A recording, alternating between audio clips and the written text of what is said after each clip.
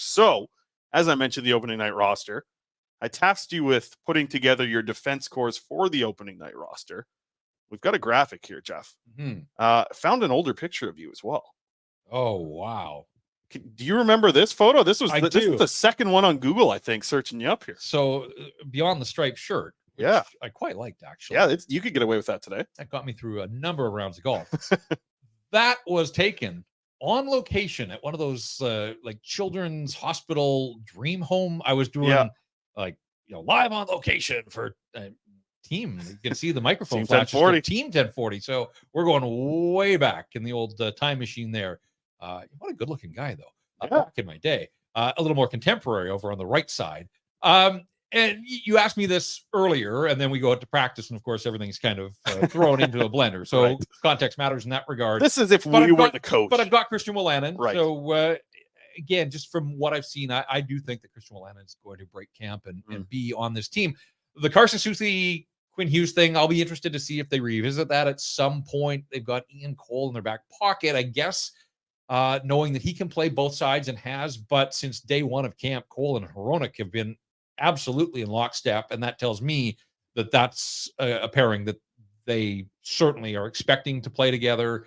And let me just say this about Ian Cole, it's training camp, and so it's hard. And certainly those first 2 days, like I had lots of people, you probably did as well in your timeline, like who stood out, who's excelling. There was no bag skate, so we couldn't see who was leading the pack and who was falling behind and who was dying in the corner and those types of things.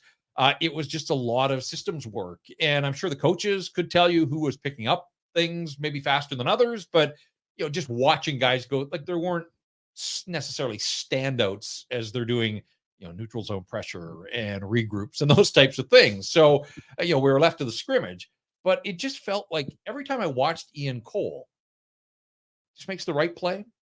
Just very simple. You can see the veteran savvy.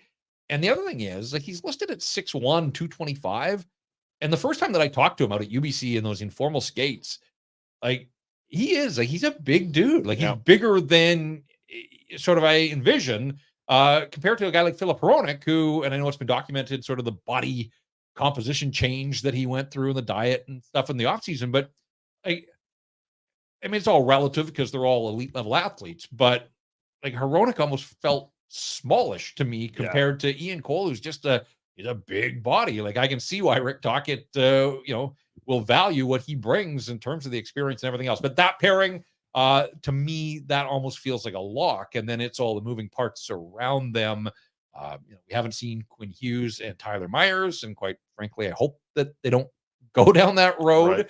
And so I think Myers is your third pairing guy on the right side, and then it's a question of who is he paired with. And now it seems like maybe the most intriguing thing about this camp is who is going to break training camp in the preseason as the partner for Quinn Hughes. A couple of comments here on your shirt. Sterling Wilson says, "Is that Dollywall shirt?"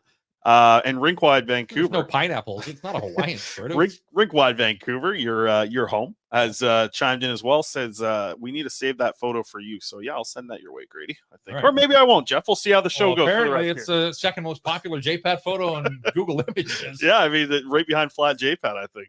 All right, let's get mine up here. I projected mine as well. And you know what? I think I've done this in the past because I basically duplicated the graphic and threw a couple Jeffs into mine. But I'm going with something a little bit similar.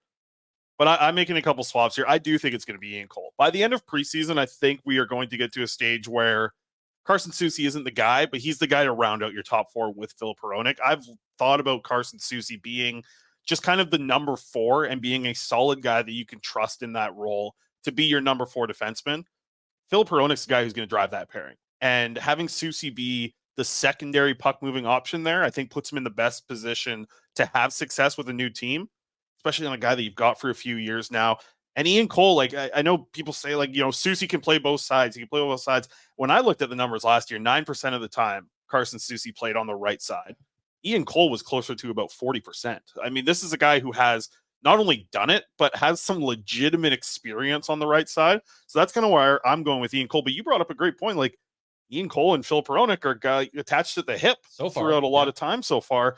I'm curious to see when that swap happens, but I'm with you on the bottom pairing. Christian Wolanin and Tyler Myers. We did have a question asking who's our 7 and 8 guys. So why don't we both give our 7 8s, because we have the same 6 players, different formations here, I guess. I will say this about Soucy, and I watched closely and I talked about the fact that like he and Hughes together in that scrimmage, I didn't think it just didn't feel like it worked all that well.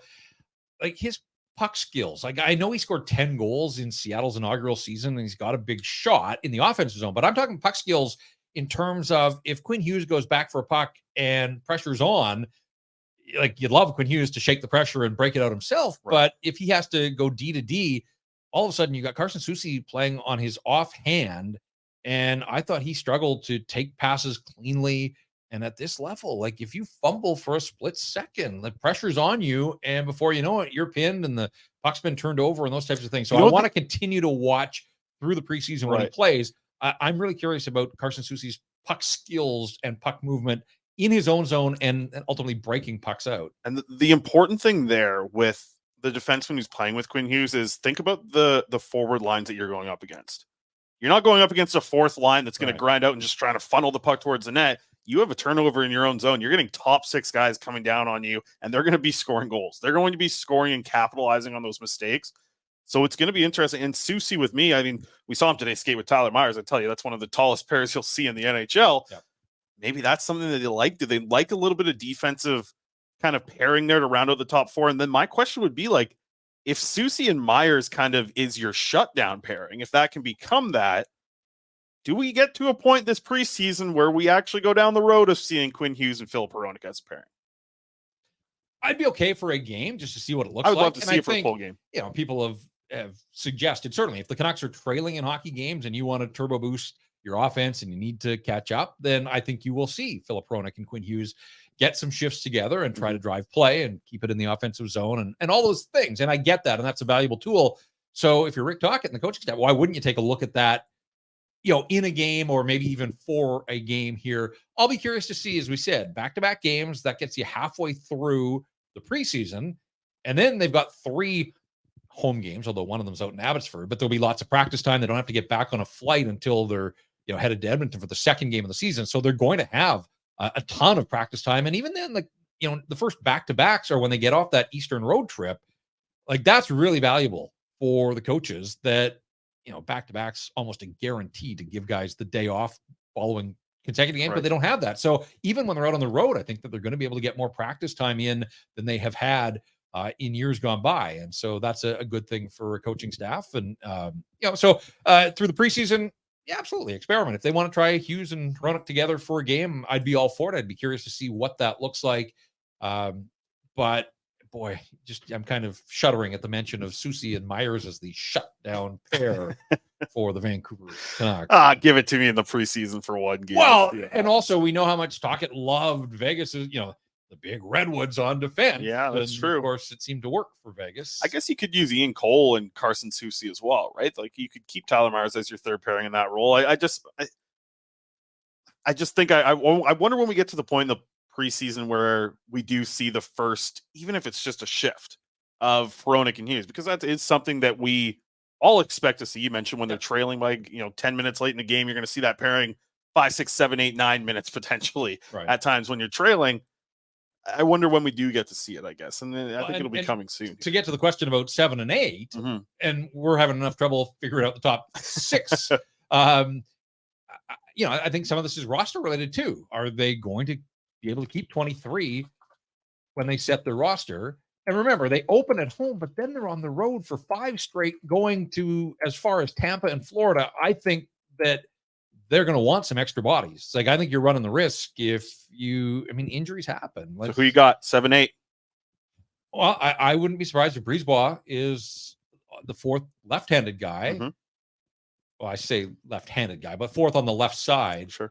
And that's where I come back to how thin they are on the right. And I want it to work for Jet Wu, and I want to believe that Jet Wu is going to play some NHL games, but boy, you saw the other night, and it just felt like such a step back. And, Noah Juulsen is in that mix, and that's why a guy like Cole McWard has to see this as a massive opportunity, because it is. And I do think that there's a world in which, if he continues to progress, he could break camp on the opening night roster. So, but my concern is just sort of big picture over 82 games that if there is any sort of injury, on that right side. Sure, you've got some lefties that can cross over, but there just isn't a ton of depth on that right side. And a guy like Philip Johansson, who we haven't even mentioned, I just think, he didn't stand out at Young Stars. I didn't really notice you him got to at stick training out at camp. Young Stars. He needs some time to adapt to the North American rink. Mm-hmm. And I just think he's destined to spend most of the season in Abbotsford. Yeah, I'm with you there. We see some interesting comments here as a 7-8.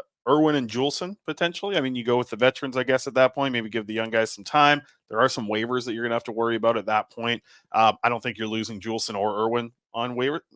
Maybe a team likes Irwin, but I mean, I don't think so. I think you're finding a better guy out there.